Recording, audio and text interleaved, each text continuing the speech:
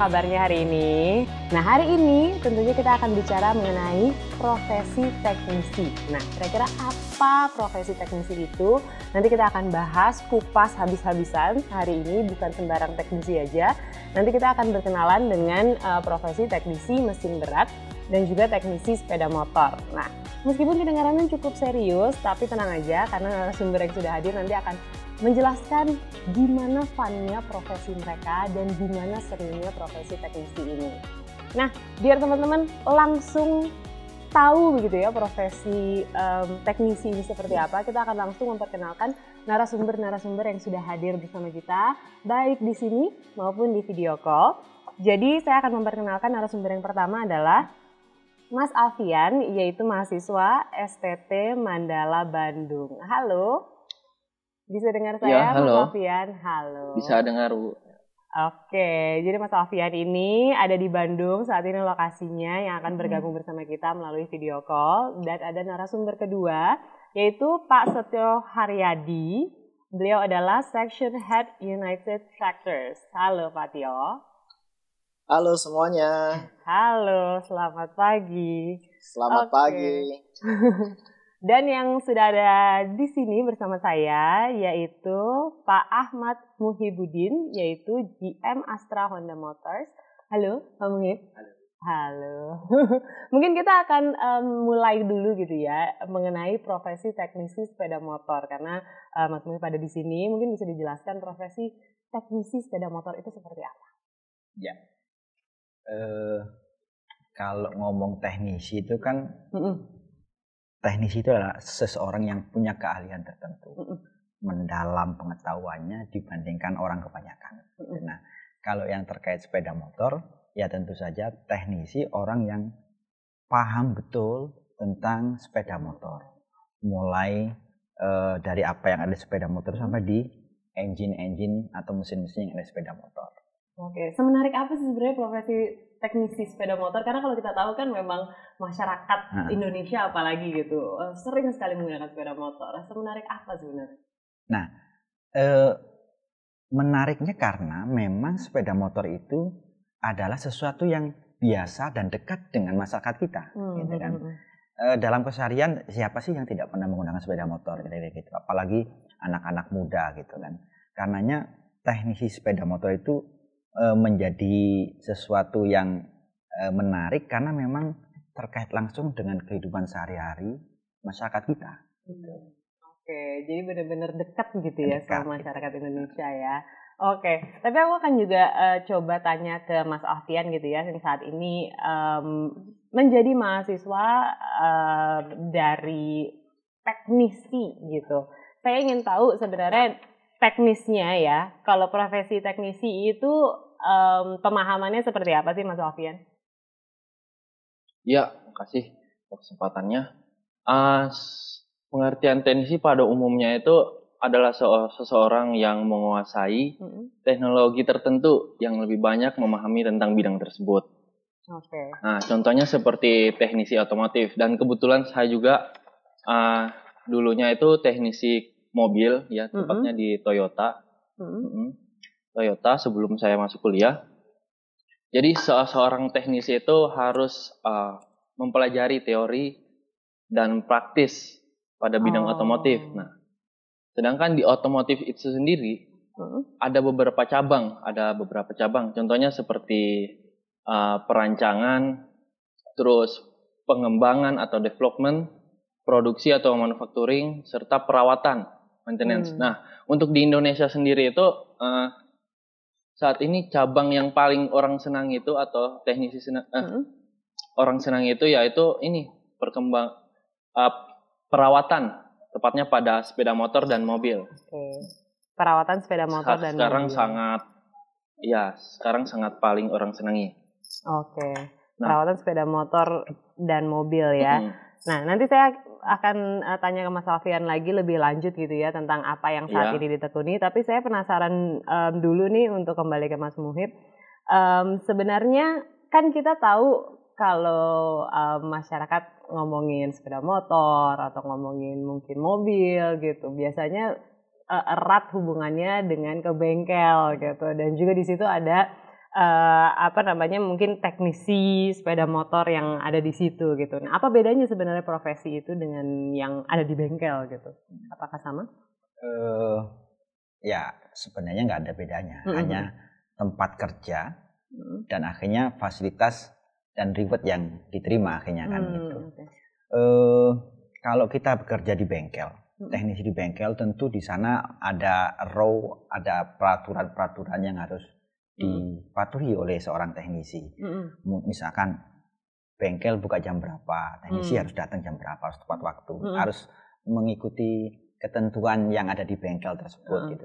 Kalau teknisi di luar, teknisi dalam arti mereka wira swasta, wira usaha sendiri, yang mereka tentu bisa menjalankan profesinya dengan keinginan mereka sendiri. Misalkan mereka buka layanan yang tidak terbatas waktunya. Kalau mereka tidak bekerja di bengkel loh ya, gitu kan bisa aja kita teknisi bengkel buka di rumahan, terus kemudian mempromosikan lewat medsos, lewat Instagram atau Facebook. Kami siap menerima, melayani, mengcustom layanan macam-macam buat para generasi muda. Itu teknisi kekinian berarti. Teknisi kekinian. Nah, menurut saya jadi ada banyak opsi lah untuk menjadi teknisi itu. Bisa bekerja di bengkel atau kita bisa mengembangkan wirausaha sendiri, mengcustom jenis layanan kita gitu. Oke, tergantung gitu ya kreativitasnya si teknisi tergantung ini sendiri. Dan maunya mereka bisa fleksibel, mau bekerja fleksibel, mau bekerja sesuai ada jam kerjanya, ada banyak pilihan. Dan itu akan melekat terus profesi teknisinya. Tapi saya juga akan mengajak Pak Tio gitu ya untuk masuk ke diskusi kita. Pak Tio, saya ingin tahu kalau dari mata seorang Pak Tio ini, apakah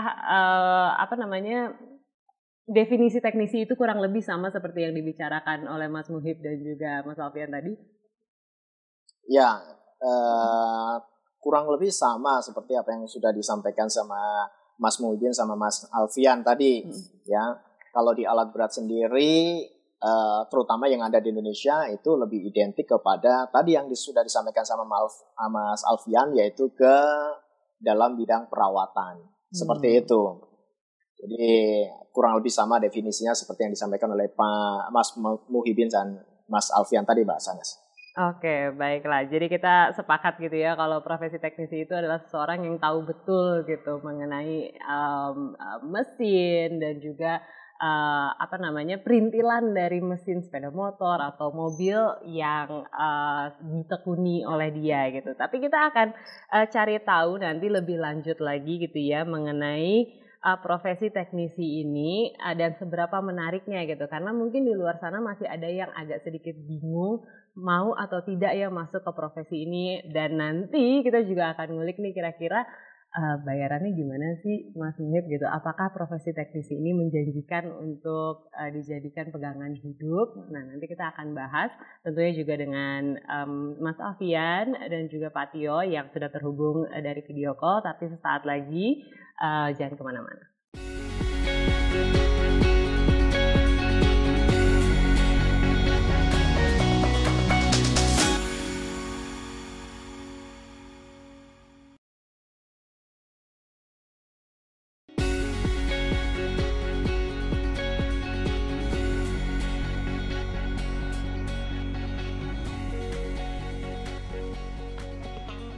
Balik lagi di Vokasi Kini dan kita masih bicara mengenai profesi teknisi. Nah, kalau sudah ada yang mungkin tertarik gitu dengan profesi ini dan kemudian pengen tahu sebenarnya seberapa menjanjikannya sih lapangan kerja dari profesi teknisi, saya juga ingin tanya nih ke Pak Tio. Kan emang Pak Tio saat ini sudah bekerja di salah satu perusahaan besar begitu yang memang membidangi banyak profesi teknisi. Seberapa menjanjikannya sih lapangan kerja untuk profesi ini? Silakan Pak Tio.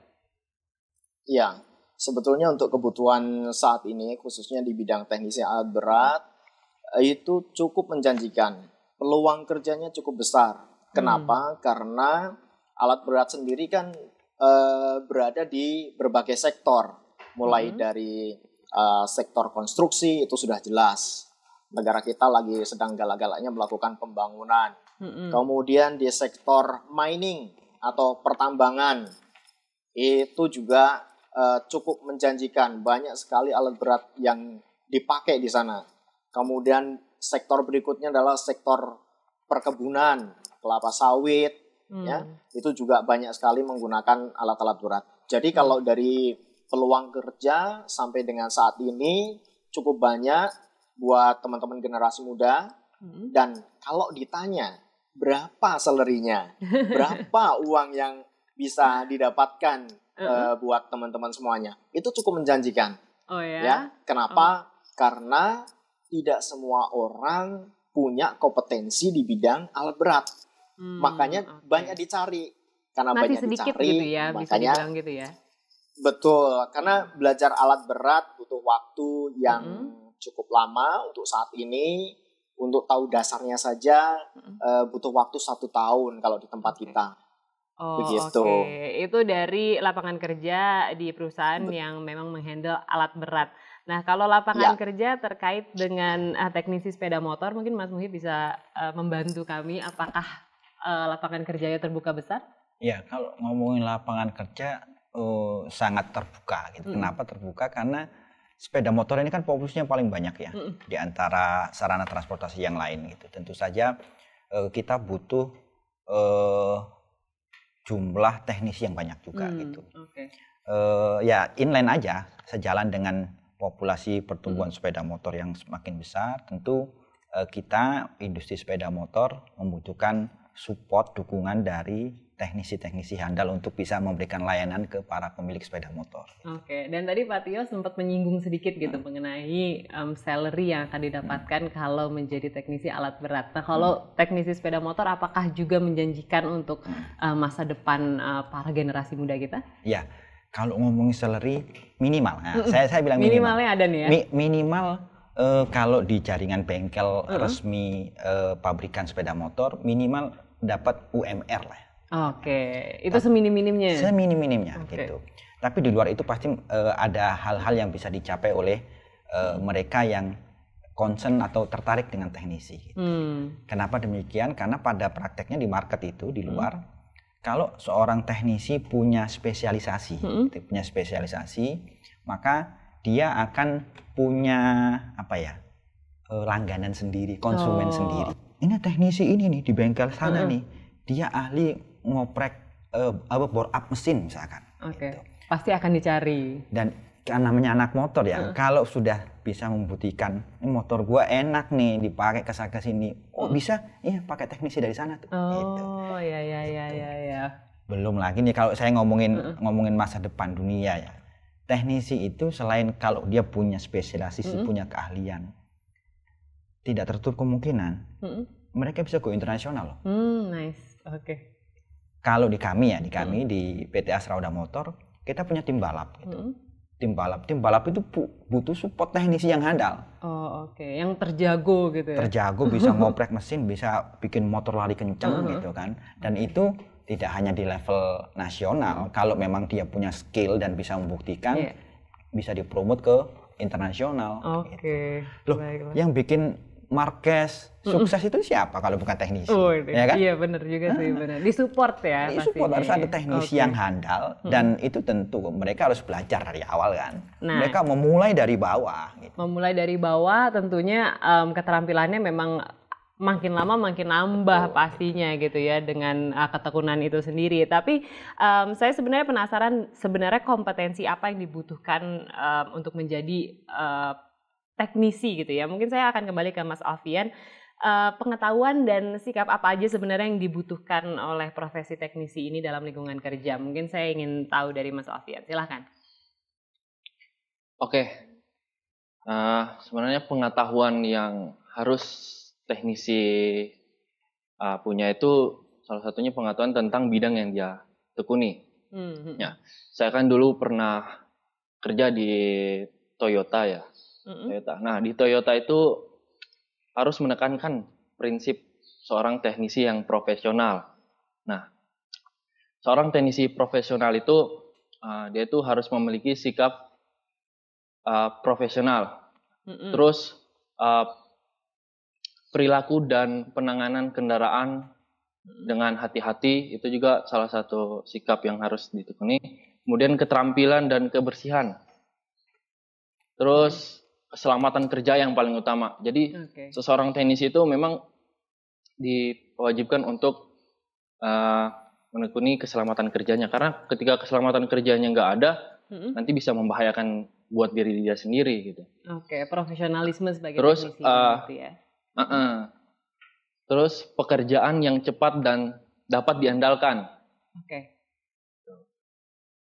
Terus ada lagi selesai dengan tepat waktu, dengan waktu yang dijanjikan. Itu adalah prinsip-prinsip seseorang teknisi. Nah, ketika dia sudah melakukan prinsip tersebut, pasti si perusahaannya itu bakal mensupport terus, sehingga nanti si teknisnya itu bisa mendapat insentif dan lain sebagainya. Yang penting disiplin ilmunya itu sudah ada, dan disiplin diri ya tadi. Kalau betul saya sekali. boleh garis bawahi dari Mas Alfian. Nah, saya juga ingin tahu lagi, kembali ke Pak Tio gitu ya.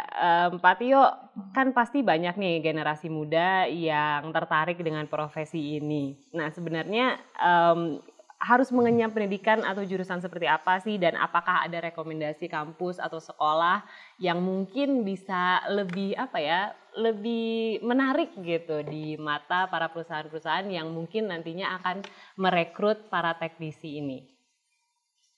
Ya, kalau buat teman-teman generasi muda yang dari SMK, jurusan biasanya yang diminati untuk teknisi alat berat ini biasanya jurusan dari teknik otomotif.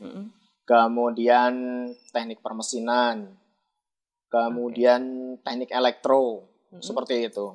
Nah, untuk teman-teman generasi muda yang di perguruan tinggi juga kurang lebih sama.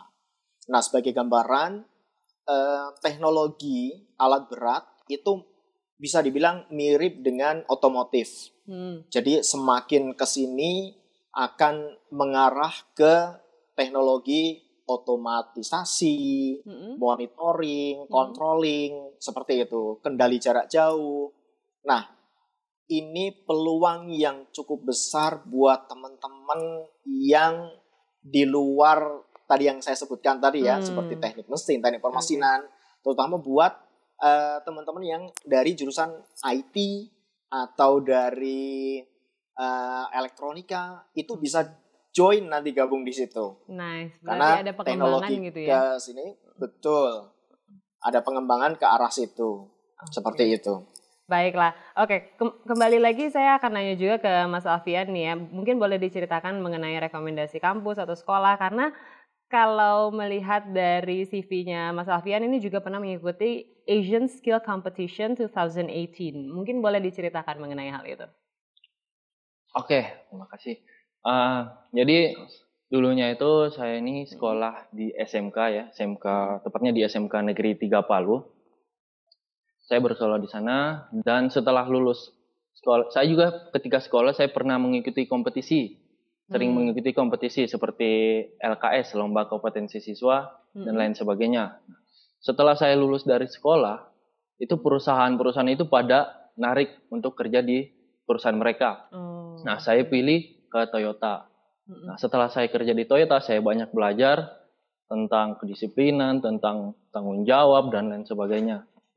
Nah, setelah saya ikut kompetisi kerja di Toyota, saya itu dipanggil lagi untuk ikut kompetisi Asian Skill di tahun 2018 gitu. Dan alhamdulillah kemarin hasilnya mendapatkan medali emas. Wow, oke. Selamat sudah mendapatkan medali emas. Terus gimana tuh setelah selesai dari situ? Setelah selesai dari kompetisi itu, saya disuruh mengajar di salah satu balai latihan kerja BLK Bandung, biasa disebut BLK Bandung. Nah, di situ saya juga mengajar seorang teknisi untuk siap kerja ke perusahaan-perusahaan seperti itu.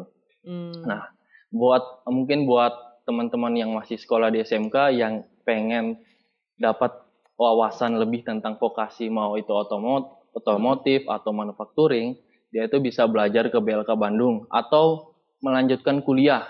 Karena sebenarnya untuk jurusan otomotif sendiri, itu gak bakalan ada habisnya sebenarnya. Selama kendaraan itu masih ada di jalanan ya. Teknisi itu nggak perlu takut untuk kehilangan pekerjaan. Gitu ya? Betul. Oke, terima kasih Mas Alfian jawabannya, dan saya akan kembali ke Mas Muhib gitu ya. Saya penasaran nih, sebenarnya perkembangan industri kan tadi juga Mas Alfian sebenarnya sempat bercerita mengenai inovasi itu akan terus-menerus ada gitu. Jadi pasti teknisi akan terus-menerus diperlukan. Perkembangan industri yang berdampak pada profesi teknisi ini kira-kira seperti apa ke depannya gitu Mas Muhib? Ya, industri itu kan mengembangkan model sepeda motor untuk memenuhi kebutuhan konsumen.